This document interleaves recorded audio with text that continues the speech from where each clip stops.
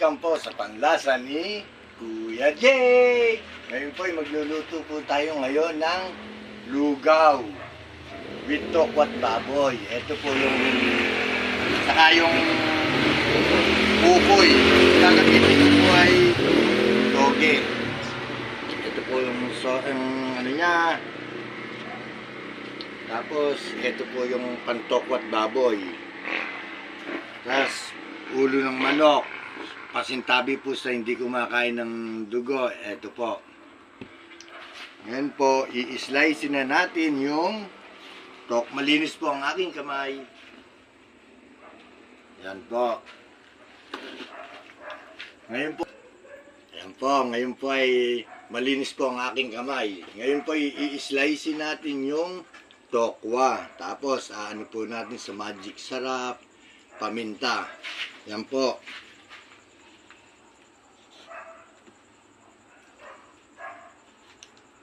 Lagyan lang po natin ng konting magic sarap at paminta para lumasa po siya. Paminta. Ito pong baboy, lalagyan din natin ng konting magic sarap at paminta para lumasa. Ngayon po ilalaga natin ng baboy. Ayan po, magigisa na po tayo ngayon para sa lugaw. Ayan. Kailangan po lumabas ang aroma. Ayan. Ayan. Kailangan ng pagluluto ay may halong pagmamahal. Ayan po ang luya. Ngayon po, igigisa natin ang ulot manok. Po. Lalagyan din po natin ng patis. Yan po. Malagkit po ang aking gamit. Sasama na rin po natin ang dugo sa gisa. Lalagyan na po natin ang malagkit. Yan. Pirito na rin po tayo ng tokwa. Lalagyan din po natin siya ng Knorr cubes chicken. Kailangan ang lugaw natin ay mayroon kasubha, bulaklak. Yan. Tatakpan muna po natin siya ngayon. Ngayon naman po, gagawa naman tayo ng sausawan ng tokwat baboy. Ito po yung bawang, sibuyas, kalamansi, suka, toyo, saka paminta, saka sugar, asin. Yan. Yan. Yan po ha.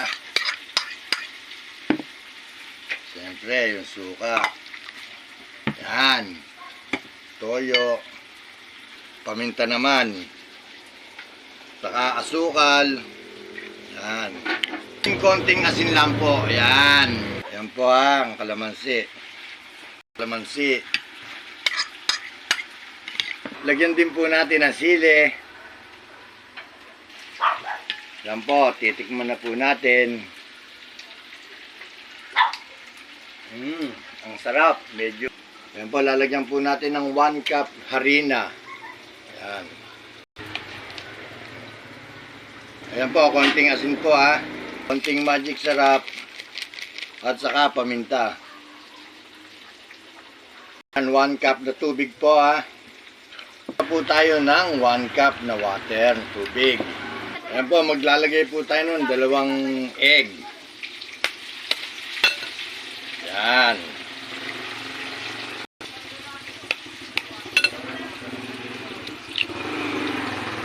Yan po ha. Nahalo ko na po. Malinis po ang aking kamay ha. Yan po. Ilalagay na po natin ngayon ng toge para pag nagpirito po tayo. Ayan, malinis siya. Yan po. Ayan. Naman po, malapit nang maluto ang ating lugaw. Kung ang ukoy natin, ngayon po ilalagay natin ang hipon.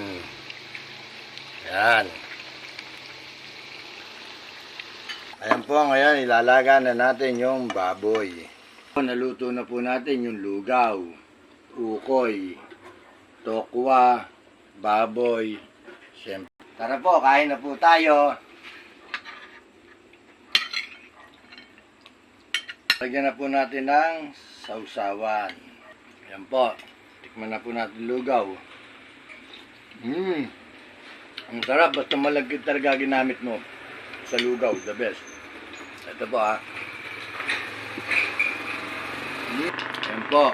Lagyan na po natin ng sauce naman yung ukoy. Kain po.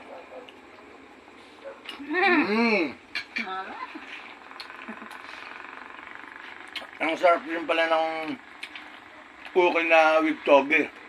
Tapos hipon. Hanggang sa muli po. Bye-bye po. Kuya Jay!